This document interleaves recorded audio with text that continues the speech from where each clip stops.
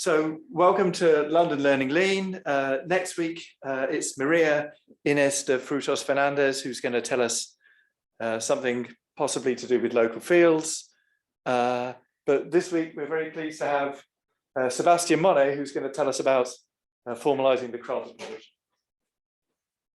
Hey, oh, okay, we're recording. Okay, so let's see if the slides work. Okay, they do. So here's what we're going to do. First of all, I'm just going to do some field theory, do some Galois theory, say what the objects are. Then I'm going to introduce these things called filters, which are basically a way of doing topology that was popular about 100 years ago, and now is still popular according to some people, but not according to me. And so we'll spend some time basically explaining all the language. Then once we've done that, we will use these filters to define the Krull topology in a way that is compatible with what's already in MATLAB. Then we sketch like a maths as opposed to lean proof of why this Krull topology actually has the really nice property of being pro-finite, which is super important. And then finally, we go over how that proof was transported into lean.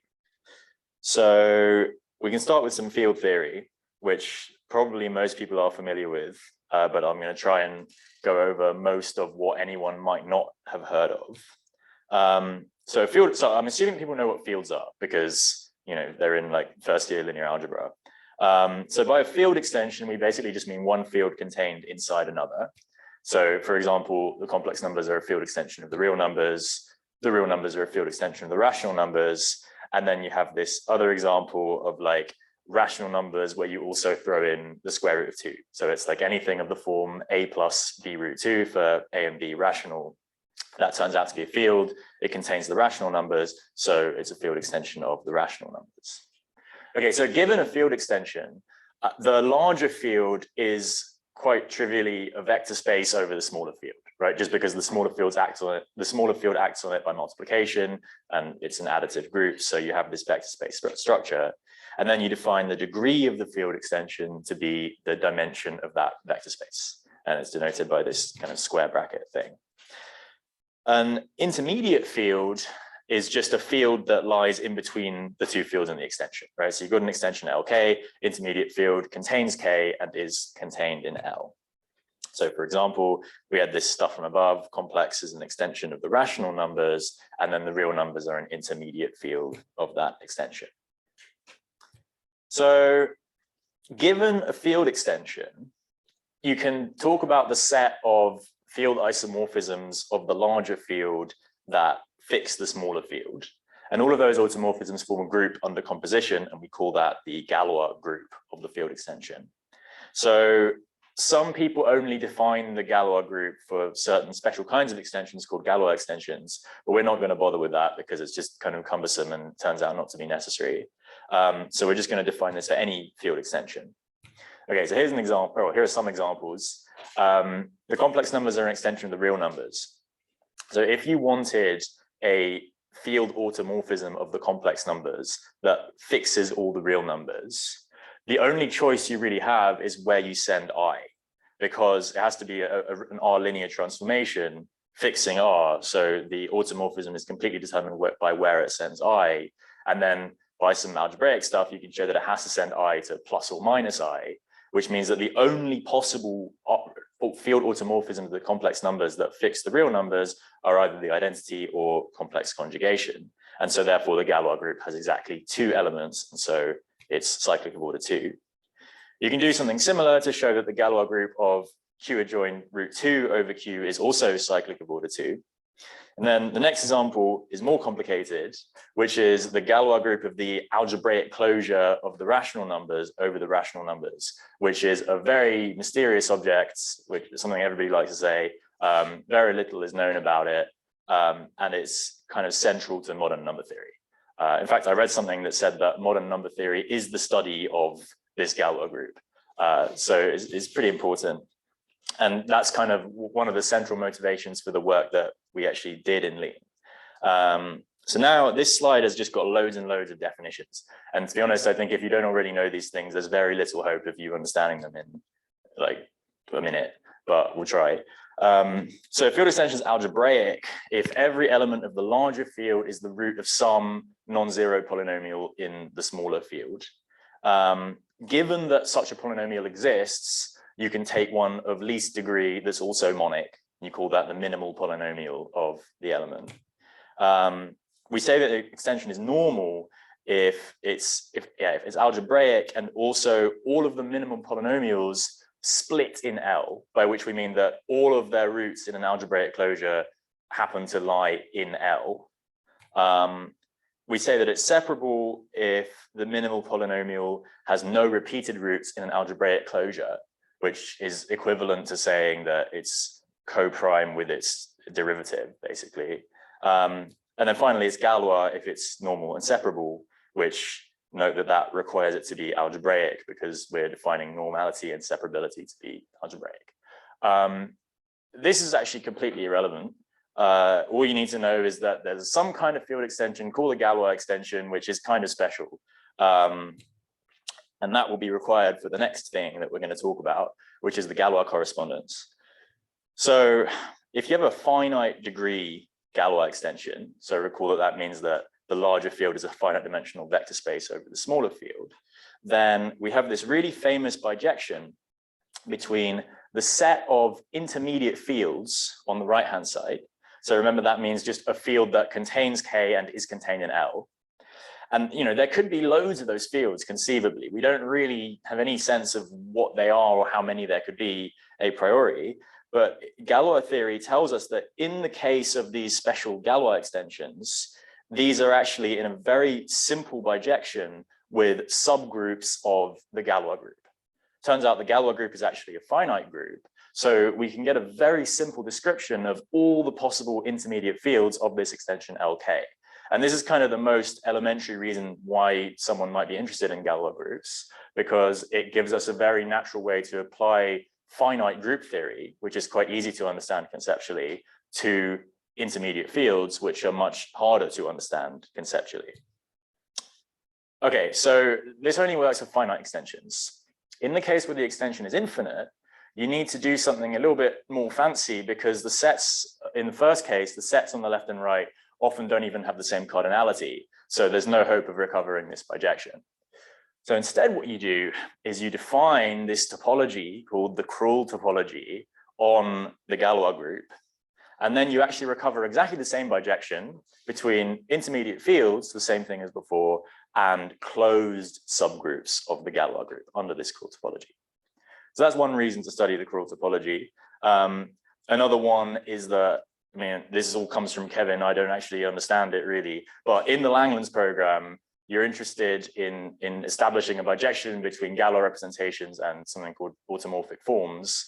And the Galois representations that you're interested in are continuous with respect to the Krull topology. And so you can't even really talk about the objects of study in the Langlands program without defining the Krull topology. And in general, for number theory, it's just very, very important. It comes up all over the place. So basically, we need it in MathLib.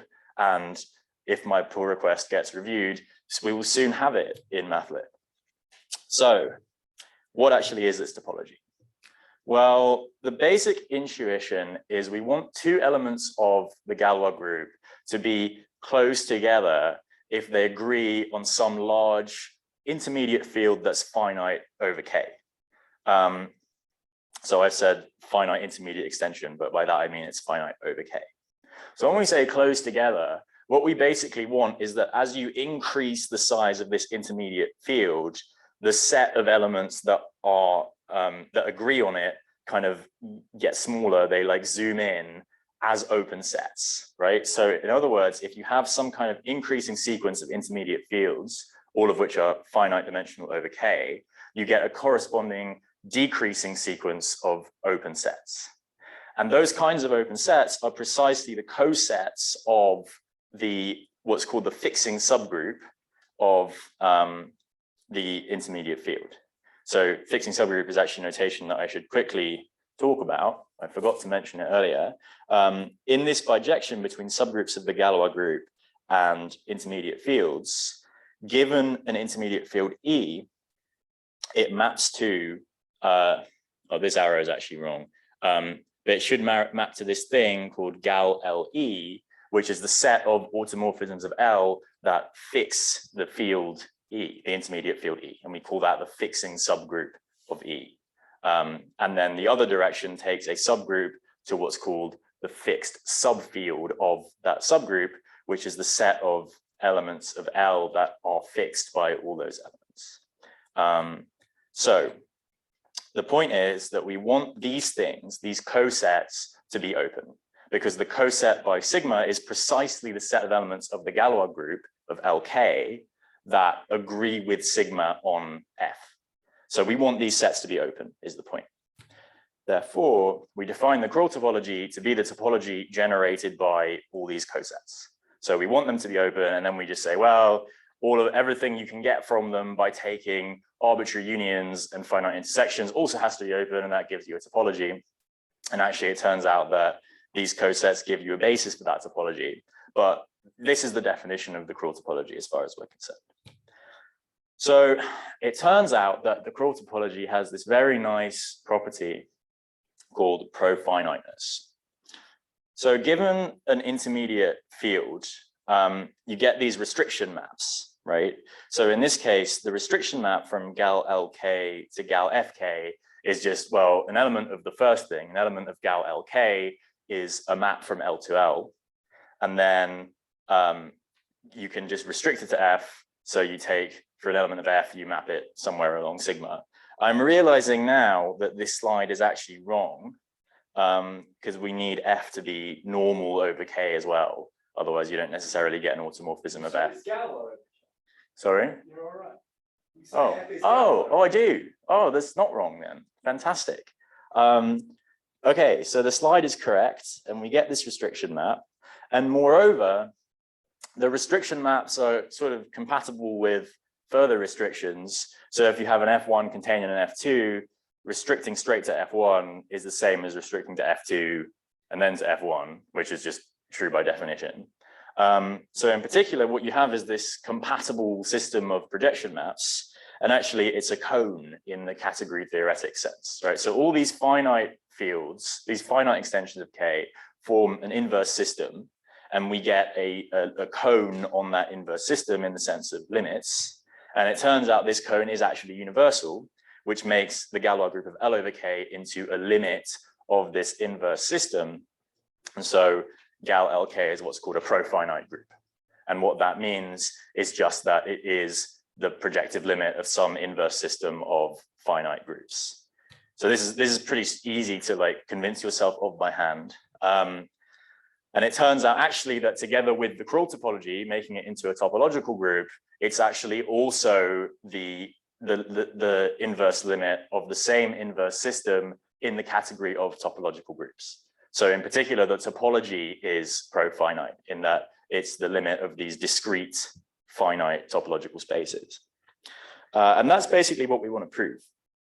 But first we need to define it. So there are two things that we did in Lean. Firstly, we defined the Krull topology and showed that it's a topological group.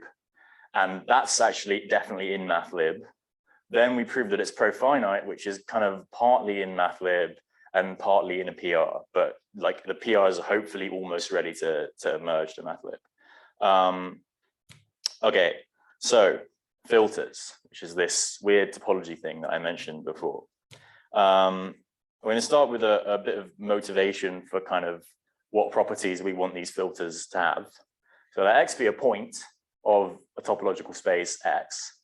We're going to call a neighborhood of that point just some set containing it that also contains an open set containing it, right? So it's like, it just basically contains X on its interior. That's the intuition for what a neighborhood is, which I've written here, hopefully. So you're a neighborhood of X if you're some set such that X is on your interior. So we denote the set of neighborhoods by this curly n over X. And this set of neighborhoods is kind of the archetype for how we want filters to behave. So it has the following three properties. The first one's called universality, which means that the whole topological space is always a neighborhood of your point X. The second one is upward closure, which means if you have a neighborhood and some other set containing your neighborhood, then that larger set is also a neighborhood. And then finally, you have closure under intersection, which is given two neighborhoods, their intersection is also a neighborhood. And these are all, you can prove this in like 1 or 2 lines. So now filters basically generalize these 3 criteria at the end here, these three conditions. So what they are, a filter is a collection of subsets of your topological, a collection of subsets of a set X satisfying these 3 axioms. The first one is universality, so it contains the whole set. The second one is upward closure. So if you have some set in the filter and some bigger set containing that set, then the bigger set is also in the filter. And then finally, closure under intersection, which says that if you have 2 sets in the filter, then their intersection is also in the filter. So this is just exactly the same stuff that we said about the set of neighborhoods of a point. So now this thing called a filter bundle, which as far as I'm aware is not standard terminology, but I found it conceptually useful. So a filter bundle is just a function from your set to the collection of filters on the set. So in particular, to every point of your set, it's assigning some specific choice of filter. And now it turns out that given a filter bundle on the set, you can always define a corresponding topology on the set. So you define it like this. You say the open sets are precisely subsets of your big set X, such that your set is contained in the filter assigned to each point inside your set, which is kind of a confusing phrase. But the point is, a set is open if every point inside the set is on its interior, phrasing it in topological language. And that clearly is what it means to be an open set. So this seems like a good definition. Now I'm kind of scared of this lemma because it seems kind of very good. And I'm worried that somehow I've done something wrong in convincing myself that this is true. But I think it's true. And it's definitely true in the circumstances that we need it, because Lean says it's true. And that's the great thing about Lean. So now we call this the topology induced by the filter bundle N. Okay, so now a filter contains a lot of data, right? So a filter on a topological space is some massive collection of subsets. And it turns out actually you can do better. You can chop down the data that you're using to something called a filter basis. So a filter basis is a collection of subsets with the following 2 axioms. Firstly, it has to be non-empty, because if it's empty, then it's just kind of trivial. It's not very interesting. And then you also need this thing that if you've got 2 elements inside the filter basis, there's going to be some third element inside the filter basis that's contained inside their intersection. And it turns out these are exactly the properties you need to get from this set of data, the filter basis, to an actual filter. So we take a filter basis. We then define this bigger collection of subsets to be any subset of our set X that contains some element of the filter basis. And this is a typo. This should say D in B over here, I think.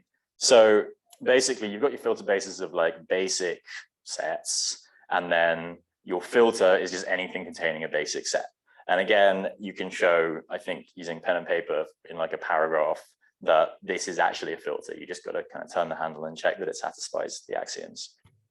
So we call this the filter generated by the filter basis. Okay, so at this point, we kind of have a plan, right? We kind of have an angle of attack for defining a topology, which is first you define a filter basis, and then from your filter basis, you get a filter. If you define a filter basis for each point, then from that collection of filter bases, you get a filter bundle. So you get a filter on each point. And then from that filter bundle, you get a topology. And this is basically how we're going to approach defining the Krull topology. But to do that, we need one more technical condition on our filter basis, making it into something called a group filter basis. And this is in MathLib, it's called group filter basis. So a group filter basis is a filter basis subject to some axioms, which I'm actually not going to list because they're kind of complicated. But it basically means it's going to end up being compatible with the topological group structure, right? So it's like something to do with conjugations, something to do with products, whatever. It just kind of works in the end. So you take this special thing called a group filter basis, and then from this single... Is it the neighborhoods of the identity? I hope so. Sorry? How should I think of a group filter basis? Well, the group filter basis generates the filter basis that is the neighborhoods of the identity. Sorry, generates the filter that is the neighborhoods of the identity. Okay. So the idea is your filter basis, which actually is a group filter basis because we need it to be, generates a filter, which is the neighborhood filter of the identity. And then because it's a group, we're just going to translate that around to get the neighborhoods at any point. So here we're defining the neighborhoods of one are going to be defined to be the filter generated by this special group filter basis. Then for each element, we're just going to translate it. So we define the neighborhood filter of a point X to be left cosets of elements of neighborhoods of the identity by some element X of the group. So this is just the translate of the neighborhoods of the identity, which kind of makes sense because when you're dealing with a topological group, the topology is sort of, you know, like the elements of the group are homeomorphisms from the topology to itself. So it seems reasonable that all of our neighborhoods of our other points are just translates along everything. Okay, so lemma, which we're not going to prove because it's kind of messy, is the topology generated by this thing, this filter bundle here, makes G into a topological group. So the proof is not actually super hard. Like you can do it. It's not going to take a whole book of theory, but it's a bit hard. You know, like it's not obvious how to do it, but you could also like read it and understand it in 20 minutes if you cared. Okay, so now we're actually going to get the Krull topology via filter bases. So in order to do that, we're just going to say what our group filter basis is, and then we just kind of invoke the chain of machinery that we've talked about, and we go straight from group filter basis to topological group. And this actually was all already in MathLib. So the only thing I did was really just say what the group filter basis is, at least for the defining the Krull topology part. So we define the group filter basis to be this thing. So for any finite subextension F, by which I mean it's a finite extension of K and it's contained in L, we just take the fixing subgroup of that extension F. We whack all these things together into a set B. Turns out that that thing is a group filter basis, and then you're away. So we, you know, the only thing that I proved in Lean for this was that B is actually a group filter basis. So we're going to call this the canonical group filter basis, just because otherwise it gets confusing to know what we're talking about. My memory was the hard part, I know you're about to say this, the hard part is checking that this remains a basis. What do you mean? You do this, yeah. You make B, and then you apply this machine. It's like, oh, we've got a topology. Yeah. But now you can ask, is B still a basis of neighborhoods for that topology? What you mean, is it a group filter basis? Yeah, maybe, yeah. I think that's, yes, that was the hard part. Suppress the definition of group filter basis. What do you, when? You didn't say what you want. What do you mean? You didn't say, you didn't give the definition of a group filter basis. Oh, no, I didn't. No, I didn't. That's true. But it exists. It does have a definition. So that was my worry when I was just trying to do it on the back of an envelope. You write down a bunch of sets and announce that those are going to be the neighbors of the identity. Yeah. But then you apply this machine. It's like, oh, we've got a topology. And all of those sets are open. Yeah. But how do you know that they're still a basis? How do you know there aren't more open sets? Well, yeah, you have to do that. But this is all, the machine does it for you. Well, no. So the machine is, the group filter basis has a bunch of axioms. So the group filter basis was the axioms of a filter basis plus 4 additional axioms. And the additional axioms are just like some nonsense to do with group operations. Right. So it's like for any 2 subsets, if you take their, their pointwise products, like if you multiply them together, then there's some other thing in the basis that's contained inside the product. And then there's something similar for conjugation, and like there's 4 of them in total.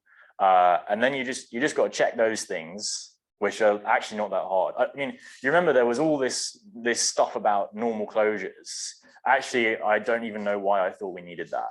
We didn't at all, and it was actually pretty easy in the end after like weeks of just spinning my wheels on stuff that I didn't need. But yeah, you just got to check 4 things, well, 6 things, I guess. And then once you check those 6 things, which are like very explicit statements about sets of this form, then the group filter basis machinery just does everything for you. So the proof that the Krull topology makes it into a topological group is implied by checking that this canonical group filter basis satisfies these 6 axioms, and then you're away.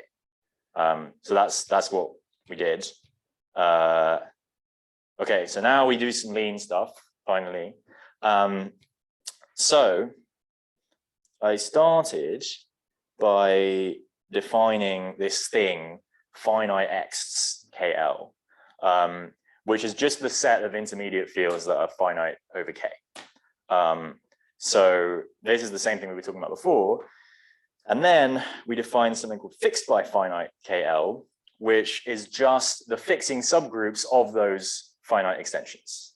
And actually, fixed by finite KL as a set is the group filter basis that we're looking for, right? So this is fixing subgroups of intermediate fields that are finite over K. And that's exactly the same thing as this definition here of the canonical group filter basis. The only problem is that we haven't yet, as you said, specified or proven that this actually satisfies the axioms of a group filter basis. And in fact, in MATLib, a group filter basis and a set of subsets are completely different things, right? So what you actually have, what you actually have is you have this kind of hierarchy of things. You've got your set fixed by finite KL, which is a set of subgroups of the Galois group. So it's the fixing subgroups of these finite fields. Wait, is this true? Yes, that is true. Okay. Why is it called fixed by finite? That's a stupid name. Why? I think it's a stupid name. Well, because they're not fixed by finite. They fix finite, right? Okay, well, anyway, for some reason I've called it fixed by finite and no one picked up on it in the review process. So what it is it's subgroups that fix a finite field extension. So this is a set of subgroups of the Galois group, and that set is going to be the canonical group filter basis. But in order to get it to be the canonical group filter basis, you have to go through this whole hierarchy of different things in lean. So first, we're going to need to make a filter basis, and a filter basis consists of a set and proofs that that set has these 2 properties that make it into a filter basis. And then a group filter basis consists of a filter basis and 4 proofs that that filter basis satisfies the properties of a group filter basis. So we have to make the filter basis now. So that consists of this set fixed by finite KL, which shouldn't be called that, but it is, together with these 2 proofs that it satisfies the axioms of a filter basis. And we call this, what do we call it? We call it Gal basis, right? And Gal is short for Galois. So it's going to be a basis of our Galois group. But crucially, it doesn't contain any mention of groups, right? Because it's not a group filter basis yet. So this contains 3 things. It contains the underlying set fixed by finite and 2 proofs that it satisfies these 2 axioms of the group filter of the filter basis, not the group filter basis. Okay, now we define. Oh, okay. I didn't actually mention this in the slides for some reason, but we then define this thing, Gal group basis, which you can see is alluded to here. And the Gal group basis is our group filter basis, which contains Gal basis, our filter basis, along with 4 further proofs that it satisfies the additional axioms of the group filter basis. And then once we actually have this thing, we define the Krull topology, which you can see it's a term of type topological space on the Galois group. And we define that to be group filter basis dot topology. So this is all this machinery that I was talking about that already existed in Lean before I did anything. So all you do is you have a term of type group filter basis, which is this Gal group basis KL. And then everything else is just pre-built for you, that you just type group filter basis dot topology, stick in your term of type group filter basis. And then because it's a term of type group filter basis, it already contains proofs that you have all the properties that you need, and then you're just done. You get the topological group. So this is an instance, which means that type class inference now knows that when you have a Galois group of any field extension, and then you talk about something topological, you say, oh, let this subset be open or whatever, Lean just knows automatically that you mean open with respect to the Krull topology, which is really nice. And then one other thing to note is that our definition here does not require the extension to be Galois or even algebraic or anything. It's just any field extension, which is kind of unusual in the literature for this kind of stuff. Usually the Krull topology is defined for Galois extensions. Okay, so previously we defined profiniteness as being a projective limit of finite things. And that's kind of the category theoretic approach. But then there's also the topological approach, which is that you're profinite by the category theory definition if and only you have these three properties as a topological space. So you've got to be compact, Hausdorff, and totally disconnected. And this is actually how Lean or MATLib rather, defines profiniteness. So in MATLib, profinite just means compact, Hausdorff, and totally disconnected. So that's what we proved. We just proved these three things, that it satisfies these properties, and therefore we know that it's profinite. So these two are really easy. You can do this just by hand. It's not, there's nothing deep involved. It's kind of. Need Galois yet? No. We don't actually need Galois at all at any point. So you do need algebraic, right? So you for algebraic extensions, you just did, and this, oh, by the way, actually, this was a really nice feature of the linter on like the GitHub thing, because originally I thought we needed another requirement. I thought we needed that it was a normal extension for the profiniteness. And so I did all my stuff, like I'd done all my proofs involving this normality assumption.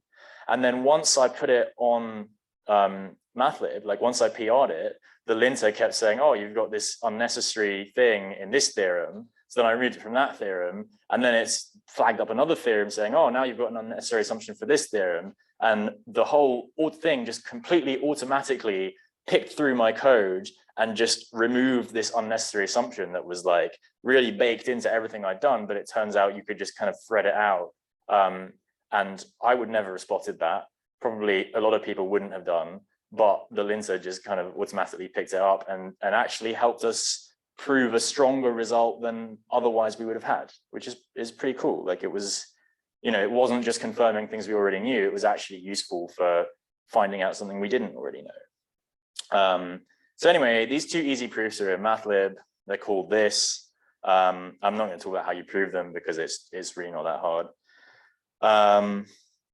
So yeah, this HInt thing just says that the extension is integral, and integral means algebraic because they're fields. So this just means every element of L is the root of some non-zero polynomial in K. And then the rest of the arguments are just implicit. So like we're not giving our fields as arguments because they can be inferred from the type of HInt, because that depends on K and L. Okay, so now the proof of compactness is going to take up the rest of the talk because it's kind of hard. So an ultra filter on a topological space is basically a maximal filter. So this is the way of thinking about it, is it's like a maximal ideal, but instead of ideals, it's filters, right? So think about the two items in the definition of a maximal ideal. The first one is the kind of like guarantee the ideal is non-trivial. You need it to be not the whole ring. right? To be a maximal ideal, you need to be not the whole ring, firstly, and then secondly, you've got the actual maximality part, which is if it's contained inside another ideal that's not the whole ring, then they have to be equal. So first part of this maximal filter is it doesn't contain the empty set.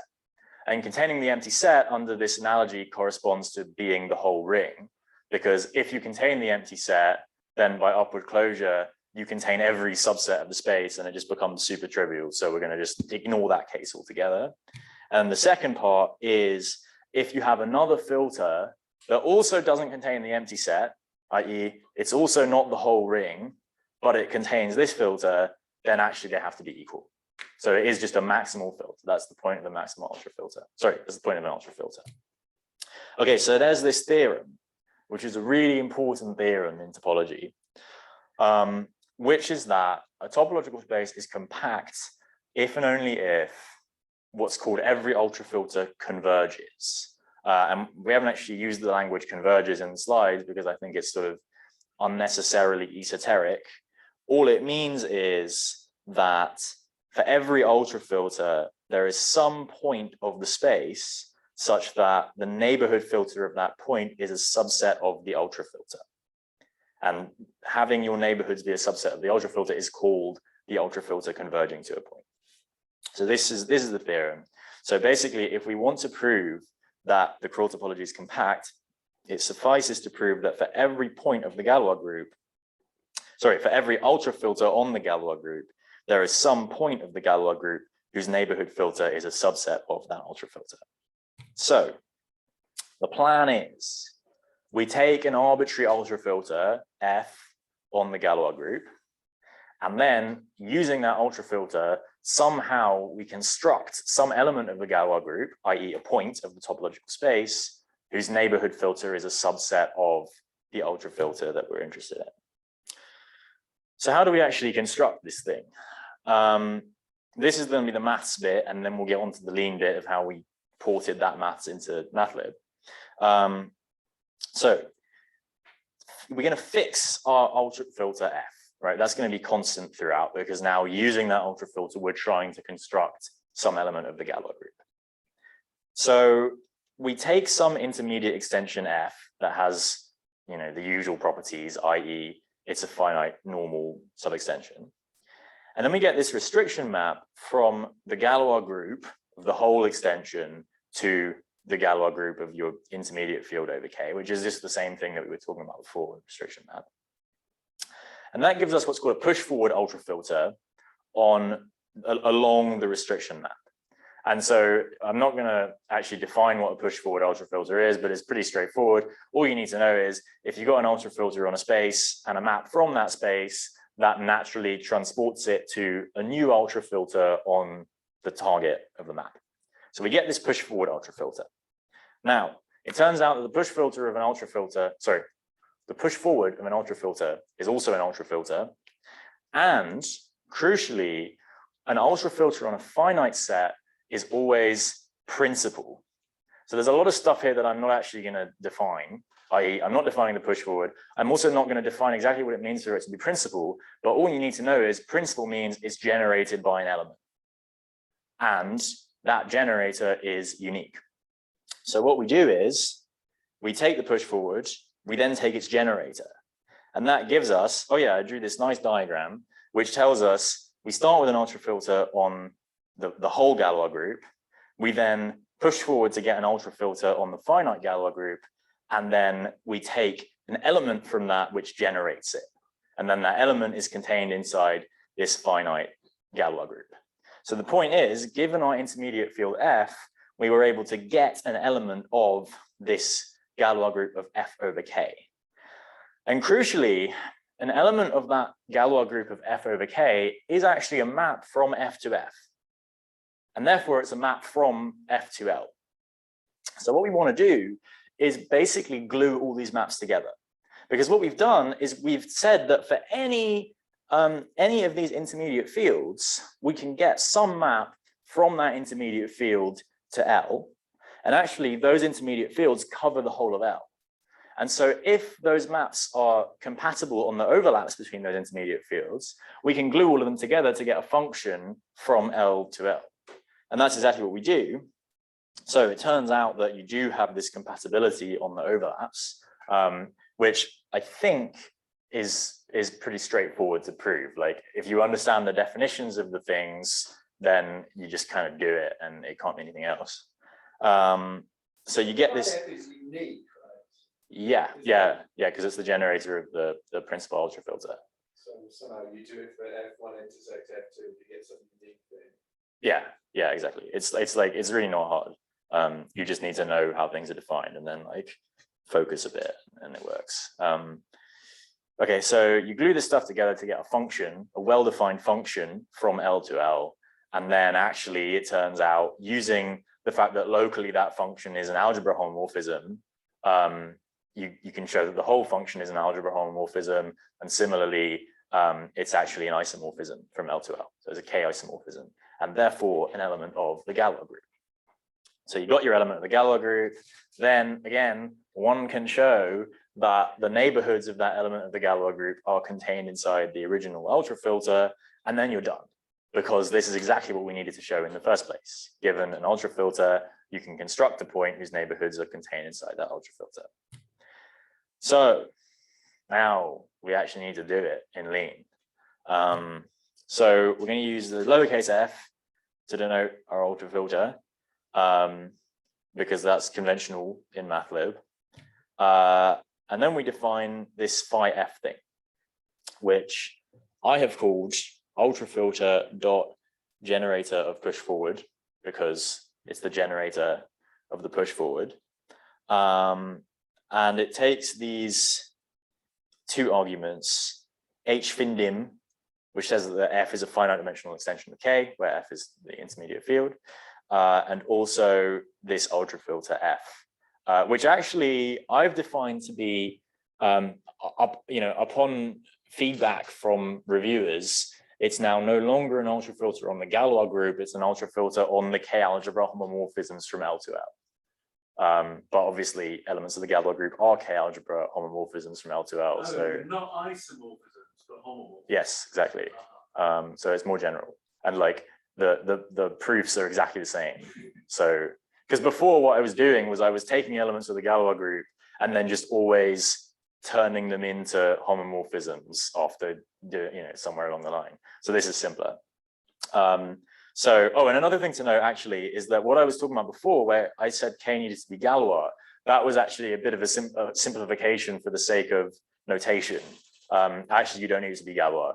You just need it to be any intermediate field that's finite over K, and you land up with an K algebra homomorphism from F to the whole of L. So again, like once you do it in Lean, it's actually a bit simpler than how I was thinking about it before.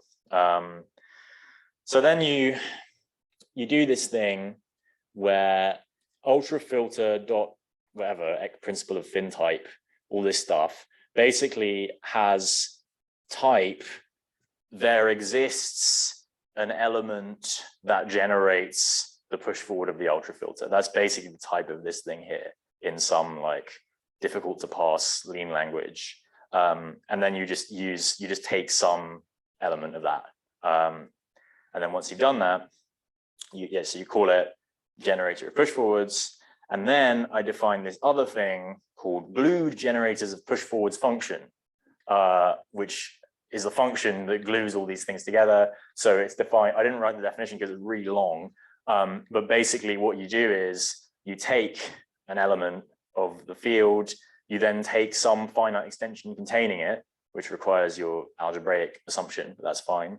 Take some finite extension containing it, then you take the phi f, this local homomorphism around that finite extension containing it, and then finally you send your point to the place where it needs to go.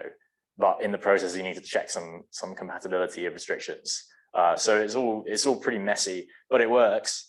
So you get this glued generator push forward function thing. Then you actually need it to be an element of the Galois group. So we defined it as a function.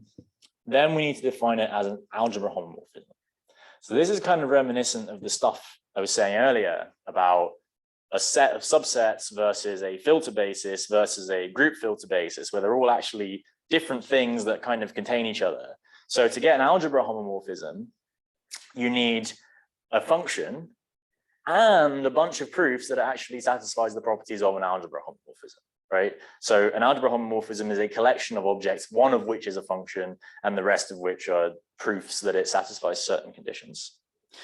So we define this K-algebra homomorphism, we call it glued generators of push forwards alg-hom, and then it takes these arguments, F the ultrafilter, H int the assumption that the extension LK is algebraic, and then it's a term of type K-algebra homomorphisms from L to L.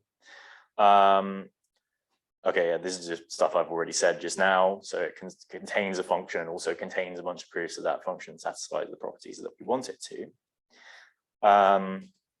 We then show that this is injective and surjective. And then finally, we use those facts to define the algebra equivalence. So glued generator of push forwards alg-equiv. And so a small thing to mention here is that actually an algebra equivalence is like a kind of complicated object in terms of how it's defined. So it consists of a pair of maps together with conditions that each of those maps is an algebra homomorphism. And if you compose them both ways, you get the identity each time and all this kind of nonsense. So it's very different from actually being, and then you've also got to kind of make one special because that's the direction of the equivalence.